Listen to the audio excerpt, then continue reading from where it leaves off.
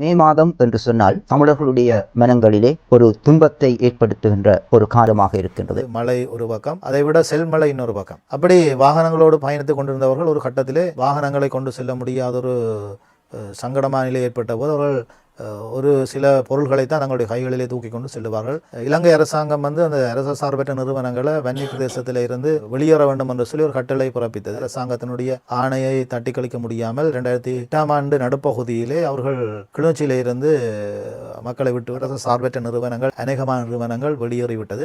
இறுதி வரை மக்களோடு இருந்த அரசு சார்பற்ற நிறுவனம் என்று சொல்லி நாங்கள் சொல்லுகிறோம். எங்களுடைய வன்னி கரெக்டாஸ் ஹியூடெக் நிறுவனத்தை நாங்கள் சொல்லலாம். கப்பல் ஆக்களையேற்ற வருகிற போது மக்கள் எல்லோருடைய மனங்களிலும் ஒரு சாடியான ஒரு அமைதி நிலவும். ஏனென்று சொன்னால் செல்லடிக்க மாட்டார்கள், சுடமாட்டார்கள். நாங்கள் எங்கேயுமே பார்க்க முடியாது வன்னி யுத்தத்தின் போது பட்டினியாலே மக்கள் இறந்தார்கள் என்கின்ற தரவை நாங்கள் பார்க்க முடியாது. ஏனென்று தமிழக முன்னாள் கழகம் இந்த கஞ்சி கொட்டில்களை அமைத்து அதை செவ்வனை செய்திருக்கிறார்கள். அதைத்தான் நாங்கள் இப்பொழுது பல இடங்களில் அந்த கஞ்சி காய்ச்சப்பட்டு மக்களுக்கு பரிமாறுகிற ஒரு நிகழ்வை நாங்கள் பார்க்கலாம். கஞ்சி கொட்டில் என்று சொல்லிகள் எங்களுக்கு உடனடியாக முள்ளிவாய்க்கால் ஞாபகம்.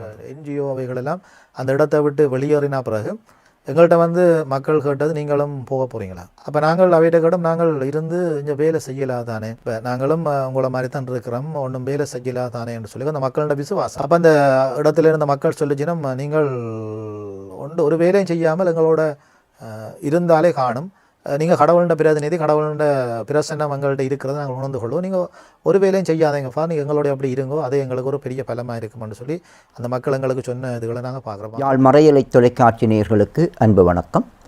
மீண்டும் ஒரு கருத்துக்களம் நிகழ்விலே உங்களை சந்திப்பதில் நாங்கள் மகிழ்ச்சி அடைகின்றோம்.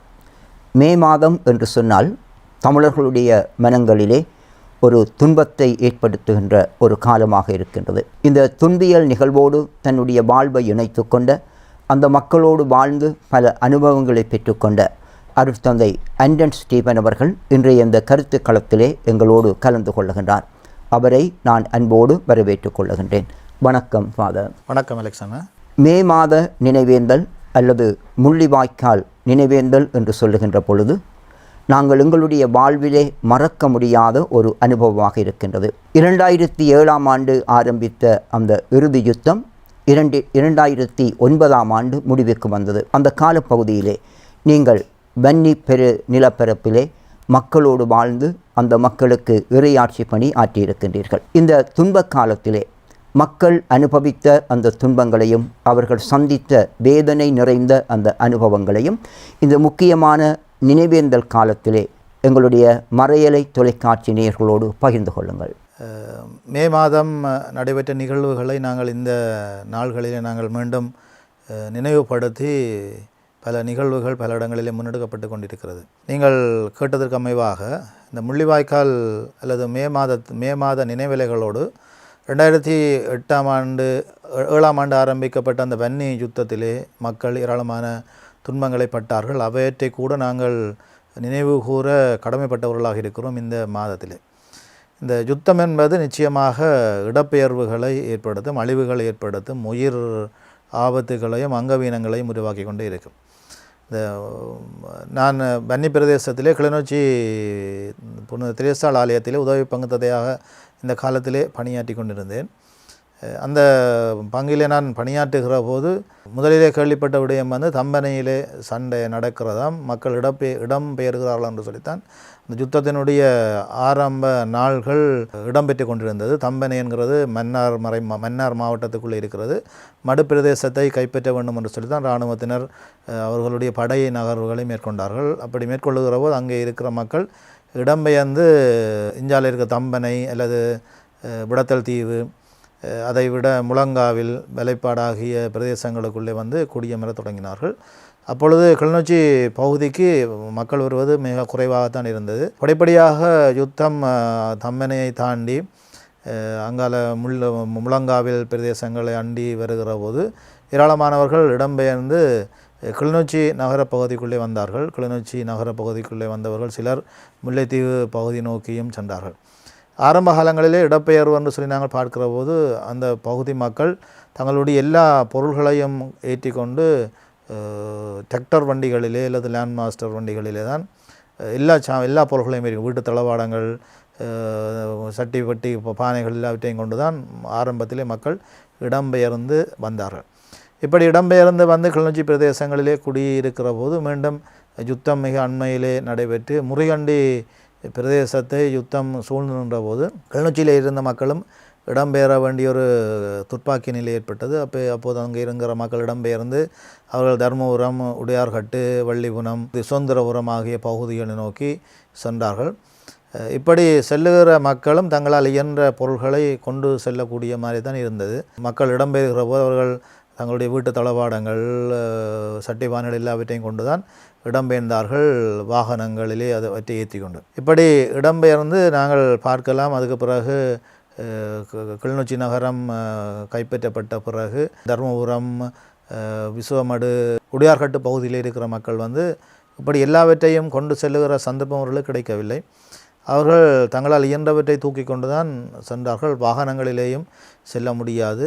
பரந்தனிலிருந்து முல்லைத்தீவு வீதி வந்து மிக நெருக்கடிகளை சந்தித்தது, குண்டும் குழியும். அப்போ அந்த காலத்தில் கிரவல் வீதியாகத்தான் இருந்தது. அந்த கிரவல் வீதியால் மக்கள் பயணிப்பது சரியான கடினமாக இருந்தது. ஒரு பக்கத்தால் கிரவல் டஸ்ட். அதை விட அந்த காலத்திலே மழை, பெரிய மழைகளும் பெய்து கொண்டிருந்தது. அந்த மழை வெள்ளங்கள் வன்னி பிரதேசத்திலே வாழ்ந்து கொண்டிருந்தவர்களுக்கு தெரியும். இடக்கட ரோட்டுகள் கூட வெள்ளத்தால் மூழ்கி போயிருக்கும். அந்த தரவைகள் எல்லாம் வெள்ளத்தால் மூழ்கி போயிருக்கும். இப்படியான வெள்ளக்காடாக நிறைந்த அந்த காலகட்டத்தில் கூட மக்கள் இந்த இப்படியான ஒரு இடம்பெயர வேண்டிய ஒரு தேவை ஏற்பட்டது. மழை ஒரு பக்கம், அதை விட செல்மழை இன்னொரு பக்கம். அப்படி வாகனங்களோடு பயணித்து கொண்டிருந்தவர்கள் ஒரு கட்டத்திலே வாகனங்களை கொண்டு செல்ல முடியாதொரு சங்கடமான நிலை ஏற்பட்ட போது அவர்கள் ஒரு சில பொருள்களைத்தான் தங்களுடைய கைகளிலே தூக்கி கொண்டு செல்லுவார்கள்.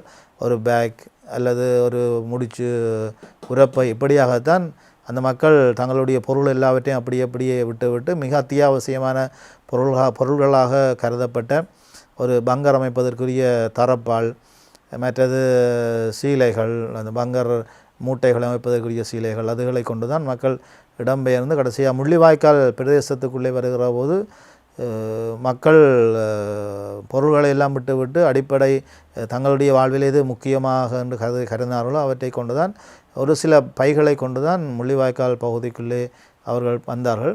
முள்ளிவாய்க்காலை விட்டு இராணுவ கட்டுப்பாட்டுக்குள்ளே வருகிற போது சிலர் ஒரு சொப்பின் பேக்கோடு தான் வெளியில் வந்தார்கள், ஒரு ட்ராவலிங் பேக்கோடு தான் வெளியில் வந்தார்கள்.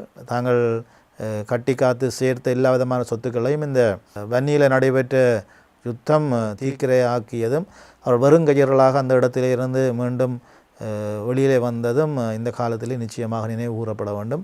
இடப்பெயர்வு இப்படித்தான் நடந்தது. ஆரம்பத்தில் இருக்கிற மக்கள் எல்லா விதமான பொருள்களையும் தூக்கி கொண்டு வந்தார்கள். பிறகு படிப்படியாக பல நெருக்கடிகளை சந்திக்கிற போது அவர்கள் எல்லா விதமான பொருள்களையும் அப்படியே விட்டு கடைசியாக ஒரு பங்கரம் அமைப்பதற்குரிய ஒரு சில தரப்பால், தாங்கள் இருக்கிறதுக்குரிய தரப்பால், சமைப்பதற்குரிய ஒன்று ரெண்டு சட்டி பானைகளை கொண்டு தான் அந்த மக்கள் முள்ளிவாய்க்கால் சென்றடைந்து முள்ளிவாய்க்காலிலிருந்து வருகிற போது அவர்கள் ஒரு பேக்கோடு தான் வெளியிலே வந்தார்கள். அதை விட நான் ஏற்கனவே சொன்ன மாதிரி அந்த கிரவல் ரோட் அது வந்து குண்டும் குழியுமாக இருக்கும். மழை வெள்ளம் அடக்கட வந்து ரோட்டுகளை கூட அடித்து கொண்டு செல்லுகிற சந்தர்ப்பம் கிடைத்தது. அந்த நேரத்தில் இந்த வீதிகளை செப்பனிடுகிற பணியிலே தமிழர் புனர்வாழ்வு கழகம் மற்றது அரசியல் துறையினர் மும்முரமாக ஈடுபட்டார்கள். குண்டும் குழியுமாக இருக்கிற ரோட்டை உடனடியாகவே ஒரு சமமான ரோட்டாக மாற்றுகிற பணியிலே அங்கே இருந்தவர்களுடைய அந்த வாகனங்கள் எல்லாம் நடு இயங்கி கொண்டிருந்தது. அதைவிட இன்னுமொரு சம்பவம், அந்த விசுவமடு தேராவில் குளம் வந்து நிரம்பி அந்த பாதை அடைக்கப்பட்ட பிறகு தேக்கங்காட்டுக்குள்ளாலே தானாகவே ஒரு பாதை ஒன்று உருவானது. தேக்கம் காடுகளை, தேக்க மரங்களை தரைத்து அந்த பாதை, அதனூடாக ஒரு பாதை அமைக்கப்பட்டது. தற்பொழுது அந்த பாதை, அப்படியான ஒரு பாதையைத்தான் நாங்கள் அந்த இடத்துல காணலாம். இப்படி மக்களுடைய துன்பங்கள் அந்த காலத்தில் ஏராளமாக இருந்தது. ஒரு பக்கம் மழை, அதை விட செல்மலை என்று சொல்லி ஏராளமான துன்பங்களை மக்கள் பட்டார்கள். இவ்வளவு தூரம் மக்கள் துன்பப்படுகின்ற பொழுது நீங்கள் அவர்களோடு இருந்திருக்கிறீர்கள், எல்லாவற்றையும் நேரடியாக பார்த்திருக்கின்றீர்கள். அந்த அனுபவத்தை நீங்கள் சிறப்பாக எங்களுக்கு சொல்லியிருக்கின்றீர்கள். அருட்தந்தை அவர்களே, இந்த துன்ப காலத்திலே நிச்சயமாக மக்களுக்கு உதவி செய்கின்ற நிறுவனமாக உள்நாட்டு வெளிநாட்டு அரசு சார்பற்ற நிறுவனங்கள் பணியாற்றியிருக்கின்றது. இந்த பெரிய ஒரு தேவைகளோடு, அளவுக்கு அதிகமான துன்பங்களோடு வாழ்ந்த அந்த மக்களுக்கு இந்த உள்நாட்டு வெளிநாட்டு அரசு சார்பற்ற நிறுவனங்கள் எவ்வாறான பங்களிப்பை வழங்கியது, எவ்வாறான உதவிகளை வழங்கியிருக்கின்றார்கள்? தொடக்கத்தில் இந்த சண்டைகள் நடைபெறுகிற தொடக்க காலத்தில் இந்த அரசு சார்பற்ற நிறுவனங்கள் ஏராளமான பணிகளை மக்களுக்கு செய்தது. உலருணர்வு வழங்குகிறது, மற்றது தரப்பால் அவர்கள் தற்காலிகமாக குடியிருக்கிற கொட்டகைகளை அமைத்து கொடுக்கிற ஏராளமான உதவிகளை இந்த அரசு சார்பற்ற நிறுவனங்கள் வழங்கி கொண்டிருந்தது. அந்த நிறுவனங்களில் வன்னி ஹியூடெக் கரித்தாஸ் நிறுவனமும் மிக முக்கியமான ஒரு நிறுவனமாக இருந்தது. அந்த காலத்தில் நாங்கள் பல விடயங்களை சொல்லலாம். ஒன்று அந்த நிறுவனங்கள் உலருணவுப் பொருட்களை வழங்கி கொண்டிருந்தாலும் மக்களும் இப்போ உதாரணமாக முழங்காவில் பிரதேசத்திலிருந்து இடம்பெயர்ந்து மக்கள் வருகிற போது, அல்லது ஜெயபுரம் அந்த இடங்களில் இருந்து மக்கள் இடம்பெயர்ந்து வருகிற போது, அந்த மக்களுக்கு இந்த வன்னிக்குள்ளே இருந்த இன்னுமொரு பகுதி மக்கள் தாங்கள் உணவுகளை சேர்த்து பரிமாறுகிற நிகழ்வுகள் எல்லாம் நடைபெற்றது. அந்த இடத்துல வாராக்களுக்கு இன்னும் ஒரு இடத்துல உதாரணமாக தருமபுரம் மற்ற கட்டக்காடு அங்கால் பக்கம் இருக்கிறார்கள் எல்லாரும் உலருணவு பொருள்களை சேகரித்து அந்த மக்களுக்கு வழங்குகிற நிகழ்வுகள் எல்லாம் அந்த இடத்துல நடைபெற்று கொண்டிருந்தோம். மக்கள் தாராளமாக இடம்பெயர்ந்து வருகிறவர்களுக்கு உதவி செய்து கொண்டிருந்தோம். அந்த அரச சார்பற்ற நிறுவனங்கள் என்று நாங்கள் பார்க்கிற போது அவர்களுக்கும் ஒரு பெரிய ஒரு சவால் ஒன்று ஏற்பட்டது. 2008ஆம் ஆண்டு நினைக்கிற நடுப்பகுதியில் இலங்கை அரசாங்கம் அந்த அரச சார்பற்ற நிறுவனங்களை வன்னி பிரதேசத்தில் இருந்து வெளியேற வேண்டும் என்று சொல்லி ஒரு கட்டளை பிறப்பித்தது. அவர்களும் அரசாங்கத்தினுடைய ஆணையை தட்டி கழிக்க முடியாமல் 2008ஆம் ஆண்டு நடுப்பகுதியிலே அவர்கள் கிளிநொச்சியில் இருந்து மக்களை விட்டுவிட்டு அப்படியே அரசு சார்பற்ற நிறுவனங்கள் அநேகமான நிறுவனங்கள் வெளியேறிவிட்டது. இந்த இறுதி வரை மக்களோடு இருந்த அரசு சார்பற்ற நிறுவனம் என்று சொல்லி நாங்கள் சொல்லுகிறோம். எங்களுடைய வன்னி கரித்தாஸ் ஹியூடெக் நிறுவனத்தை நாங்கள் சொல்லலாம். அதைவிட மக்களோடு இருந்த நிறுவனங்களுக்குள்ளே நாங்கள் அது நிறுவனம் என்று சொல்லலாம். கத்தோலிக்க திருவை குருக்கள் மிக முக்கியமான பங்கு ஆற்றுகிறார்கள். எல்லா அரசு சார்பற்ற நிறுவனங்களும் அந்த இடத்திலிருந்து வெளியேறி சென்ற பிறகு இந்த ஒரு சர்வதேச ரீதியாக செயல்படுகிற ஒரு அமைப்பு முறையாக கத்தோலிக்க திருவை அந்த மக்களோடு இறுதி வரை இருந்ததை யாருமே மறந்துவிட முடியாது. மக்கள் பலரும் இதை இப்பொழுது கூட சொல்லுவார்கள். எல்லாரும் கைவிட்டு போன பிறகு கூட கத்தோலிக்க திருவையை சார்ந்த குருக்கள் தங்களோடு இருந்தார்கள். தங்களுடைய அந்த பிரச்சனைகள், தங்களுடைய அந்த துன்பமான நேரங்களில் அவர்கள் உறுதுணையாக இருந்தார்கள் என்று சொல்லி இப்பொழுது மக்கள் சொல்லுகிறதை நாங்கள் கேட்கலாம். கத்தோலிக்க திருவை குருக்களுக்கும் ஒரு சவால் ஏற்பட்டது. 2009ஆம் ஆண்டு ஆரம்ப பகுதி என்று நினைக்கிறேன். கிளிநொச்சி நகரம் இராணுவத்தினராலே கைப்பற்றப்பட்ட பிறகு கத்தோலிக்க திருவை குருக்களையும் அந்த இடத்திலே இருந்து வெளியேற வேண்டும் என்று சொல்லி இலங்கை அரசாங்கம் அறிவித்தல் ஒன்றை கொடுத்தது.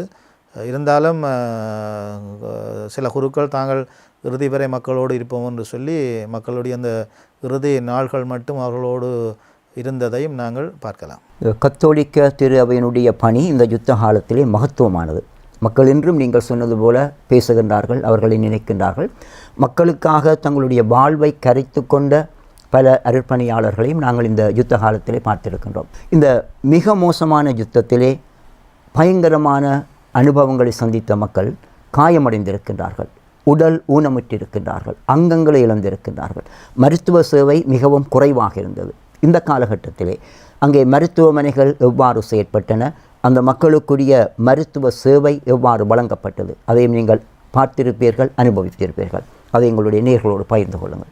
ஆரம்பத்தில் அந்த சண்டைகள் தொடங்கி ஆரம்பத்தில் கிளிநொச்சி மருத்துவமனை மிக சிறப்பான முறையில் இயங்கி கொண்டிருந்தது. அதுக்கு பிறகு கிளிநொச்சி மருத்துவமனையிலிருந்து காயப்பட்டவர்களை வவுனியா ஊடாக வெளி மாவட்டத்திற்கு கொண்டு செல்லுகிற நடவடிக்கைகள் எல்லாம் இந்த வைத்தியர்களாலே முன்னெடுக்கப்பட்டு கொண்டிருந்தது. அதுக்கப்புறம் கிளிநொச்சி நகரம் கைப்பற்றப்பட்ட பிறகு தர்மபுர வைத்தியசாலை, தர்மபுரம், அதுக்கு பிறகு உடையார்கட்டு, அப்படி தற்காலிக வைத்தியசாலைகள்லாம் அந்த இடத்துல இயங்கி கொண்டிருந்தது. அதை விட புதுக்குடியிருப்பு வைத்தியசாலை, அந்த இடத்திலும் ஏராளமானவர்கள் காயப்பட்டார்கள், ஏராளமானவர்கள் கொல்லப்பட்டார்கள்.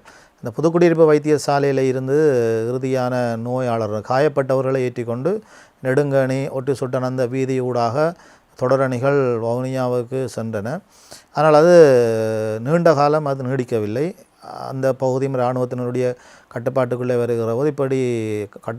வருகிற போது ஒரு பெரியதொரு மனித பேரவலம் அந்த இடத்துல நிகழ இருந்தது. காயப்பட்டவர்களை அனுப்ப முடியாத நிலை. அதற்குரிய மருத்துவ வசதிகள் கூட போதிய அளவு இருக்கவில்லை. மருந்து தட்டுப்பாடு எல்லாம் நிலவிய காலம். அங்கே இருந்த வைத்தியர்கள் மிகவும் மனோதுடன் நிறைந்தவர்களாக பணியாற்றி கொண்டிருந்தார்கள். பொதுக்குடியிருப்பு வைத்தியசாலை வந்து ஏராளமான காயப்பட்டவர்களை தாங்கிய வைத்தியசாலையாக இருந்தது. சத்திர சிகிச்சை கூடம் வந்து 24 மணித்தியாலம் ஓய்வின்றி இயங்கிக் கொண்டிருந்தது. அந்த சத்திர சிகிச்சை கூடத்துக்கு பக்கத்தில் பார்க்கலாம், அந்த வெட்டப்பட்ட கைகால்கள் எல்லாம் அப்படியே போடப்பட்டிருந்தது. அந்த வாய்க்கால்களுக்கூடாக இரத்தம் தான் அப்படி ஓடிக்கொண்டிருந்தது. அப்போ அப்படியான பெரிய பிரச்சனைகள் எல்லாம் அந்த காலத்தில் இருந்தது. அதுக்கு பிறகு போகிற பாதை வந்து எல்லாம் அடைக்கப்பட்ட பிறகு வைத்தியர்கள் வெளி மாவட்டத்தில் இருக்கிறார்களோட தொடர்பு கொண்டு, எங்களுடைய ஆயர், அதை விட வேறு நிறுவனங்களோட தொடர்பு கொண்டு அரசாங்கத்தோடு கதைத்து ஐசிஆர்சியினுடைய மத்தியஸ்தத்தோடு இந்த நோயாளர்களை வெளியிலே எடுக்கிற செயல்பாடுகள் அங்கே இடம்பெற்றது. இந்த நோயாளர்களை வெளியில் எடுப்பதற்காக கப்பல் சேவை ஒழுங்குபடுத்தப்பட்டிருந்தது. அந்த கப்பல் வந்து மாத்தளன் பகுதிக்கு கப்பல் நடு அந்த ஆழ்கடலிலே ஐசிஆர்சி கப்பல் நிற்கும்.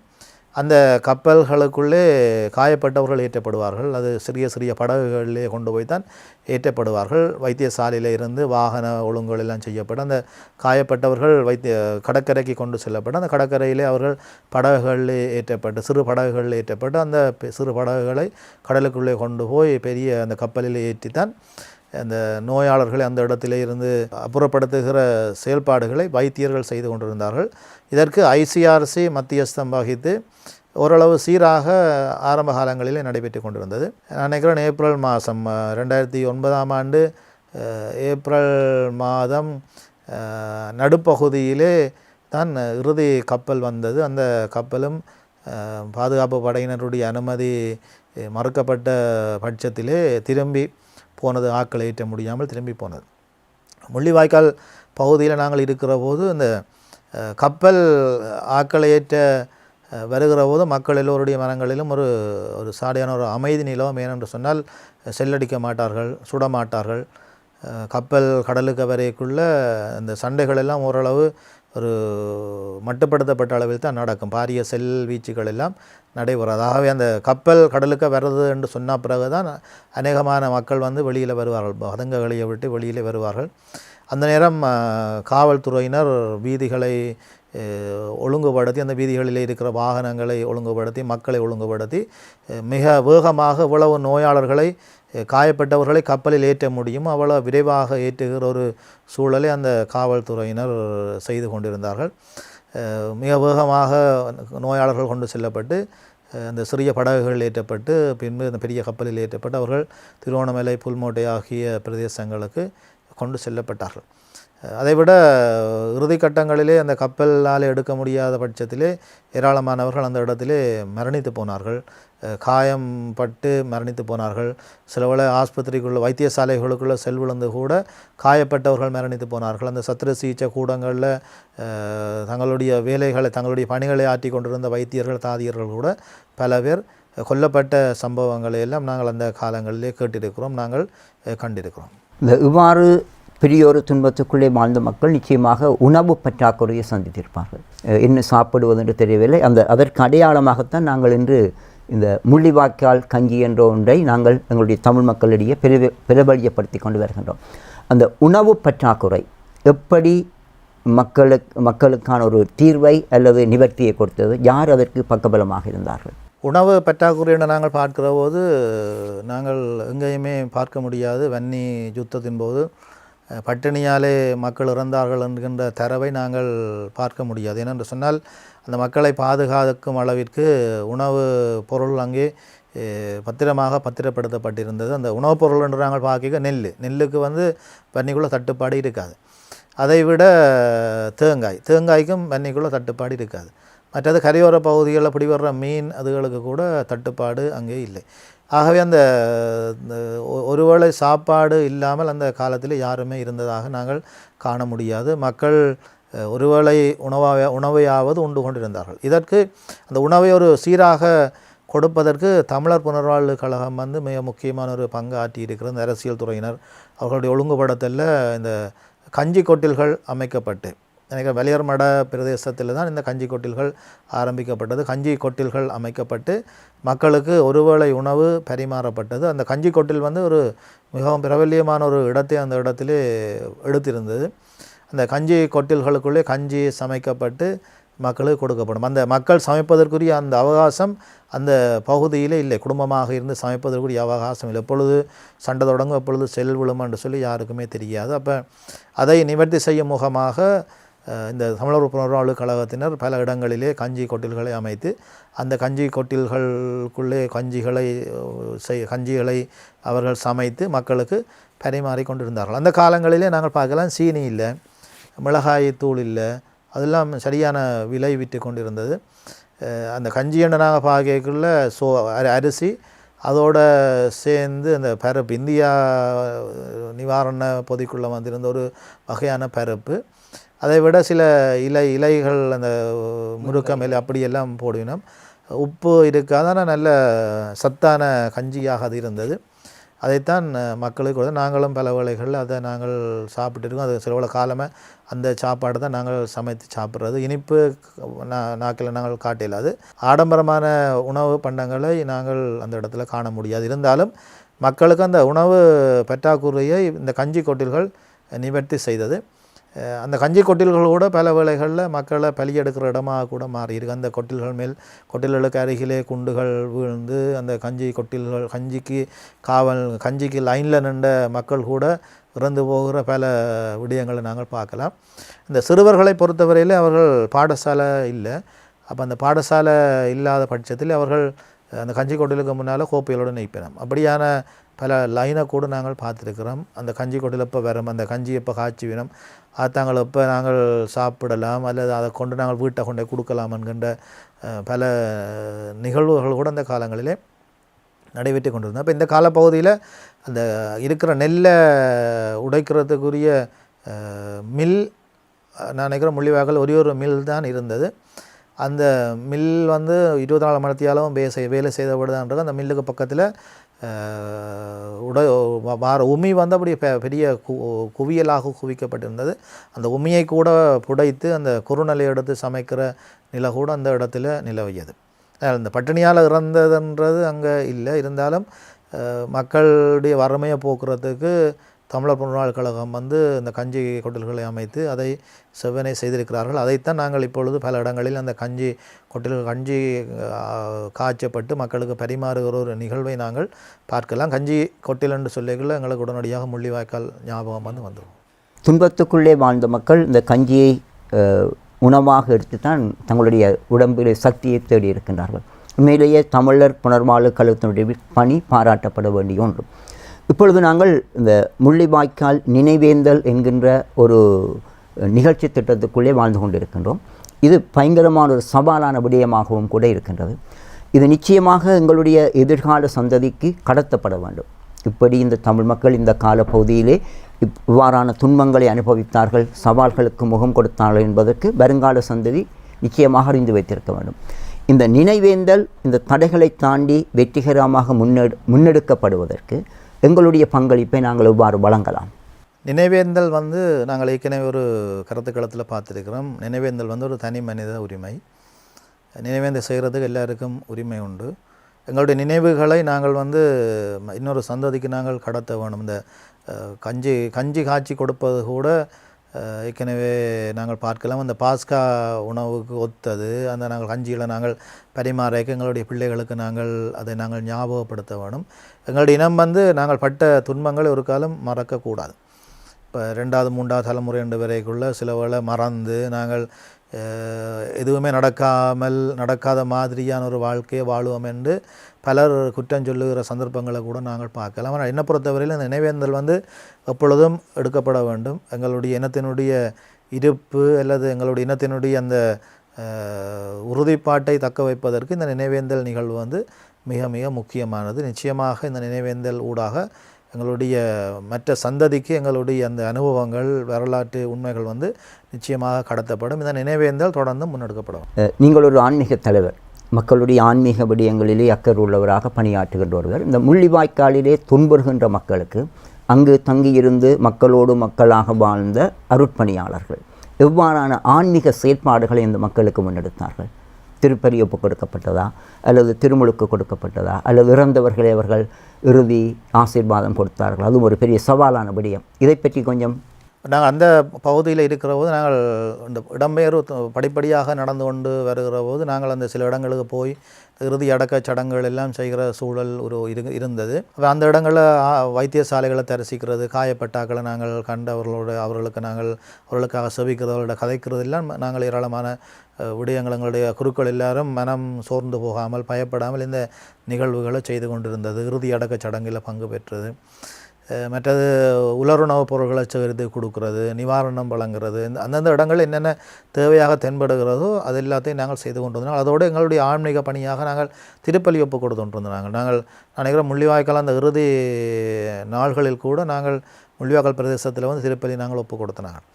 இதில் நான் இன்னொன்று சொல்லலாம்னு நினைக்கிறேன். இந்த NGO அவைகளெல்லாம் அந்த இடத்தை விட்டு வெளியேறினா பிறகு எங்கள்கிட்ட வந்து மக்கள் கேட்டது, நீங்களும் போக போகிறீங்களா எங்களை விட்டுட்டேன்னு. அப்போ நாங்கள் அவைகிட்ட கேட்டோம், நாங்கள் இருந்து இங்கே வேலை செய்யலாதானே, இப்போ நாங்களும் உங்களை மாதிரி தான் இருக்கிறோம், ஒன்றும் வேலை செய்யலாதானே என்று சொல்லி அந்த மக்களோட விசுவாசம். அப்போ அந்த இடத்துல இருந்த மக்கள் சொல்லிச்சினா, நீங்கள் ஒரு வேலையும் செய்யாமல் எங்களோட இருந்தாலே காணும், நீங்கள் கடவுளோட பிரதிநிதி, கடவுளோட பிரசன்னம் எங்கள்கிட்ட இருக்கிறத நாங்கள் உணர்ந்து கொள்வோம், நீங்கள் ஒரு வேலையும் செய்யாதீங்கப்பா, நீங்கள் எங்களோடைய அப்படி இருங்கோ, அது எங்களுக்கு ஒரு பெரிய பலமாக இருக்குமென்னு சொல்லி அந்த மக்கள் எங்களுக்கு சொன்ன இதுகளை நாங்கள் பார்க்குறோம். மக்களுடைய விசுவாசம் வந்து பெரிது. அப்போ நாங்கள் அங்கே இருக்கிறதே கடவுளோட ஒரு பிரசன்னத்தை வெளிப்படுத்துகிற ஒரு நிகழ்வாகத்தான் இருந்தது. எங்களால் இயன்ற ஆன்மீக பணிகளை நாங்கள் செய்து கொண்டிருந்தாங்க. இன்னும் ஒரு சந்தர்ப்பத்தில் ஒரு சிலர் வந்து என்னிட்ட கேட்டுச்சுன்னா, ஃபாதர் நீங்கள் கடவுள் இருக்கிறாருன்னு நம்புறீங்களா?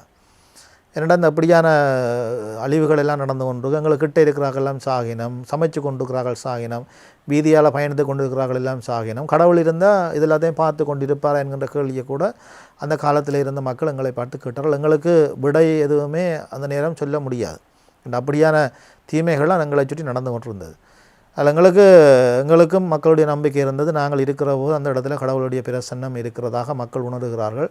நாங்களும் கடவுளுடைய பிரதிநிதியாக தான் அந்த இடத்துல நாங்கள் இருக்கிறோம். மக்களை நாங்கள் விட்டு போகக்கூடாது என்கின்ற ஒரு எண்ணம் கூட எங்களுடைய உள்ளத்துக்குள்ளே வந்திருந்தது.